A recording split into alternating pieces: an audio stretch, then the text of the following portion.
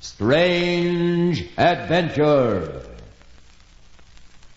Ben Watkins, the plantation manager, and his new assistant sat before their campfire in the heart of the great teak forest. Lee Williams, the assistant, was new to Siam, and the noises that filled the jungle night brought him an unforgettable thrill.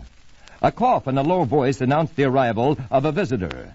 Sahib Watkins, I need money. My friends buy drinks and play games for money, but my pay is gone. Please, Sahib, a little from my next pay?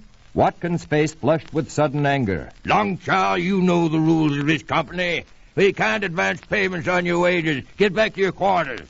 The native scuttled away into the darkness, his face contorted with anger.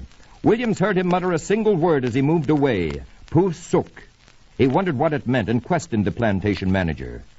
Ben, who is this Pusuk? Oh, Pusuk is one of our elephants. A half-wild beast the natives call the savage one. Long Chow's the only mahout in the camp that can handle him. He's killed 3 men in the last year. Well, why do we keep such a dangerous brute? The men are risking their lives working with him. Well, there's no room for sentimentality in the forest, my boy. You have to see him work to appreciate him. The next day, Williams was looking over his gun when a ragged timber cutter crashed into camp with tragic news. Watkins, the manager, had been killed by the savage elephant. He loaded his gun and charged down the jungle trail at the heels of the excited natives. Not far from camp, he came upon the terribly mutilated body of Watkins. Pusuk, the savage one, had done his murderous job well. Suddenly, he came upon the man-killer. The elephant saw him, shook his head in rage, and moved forward. Williams raised the heavy gun to his shoulder, hoping he would be able to hit the blood-maddened brute in a vital spot. The mad elephant walked slowly, then stopped, and Williams saw that he was tugging at something that held him. With surprise and relief, he realized why the beast had not charged. His hind feet were securely chained to a large tree. One of the natives called and pointed off to the right.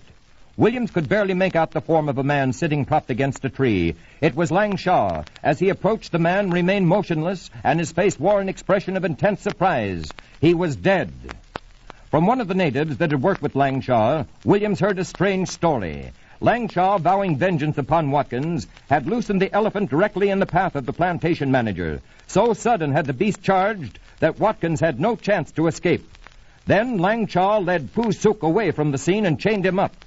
Just as the mahout was almost out of reach of the elephant, the savage one had turned on his trainer. He had lashed out with his trunk, hurling the native to the ground. Lang Shaw had managed to crawl out of the reach of the man-killer, but not out of reach of death, for the blow had injured him mortally. Lang Shaw's vengeance had backfired, and his instrument of murder had caused his own death.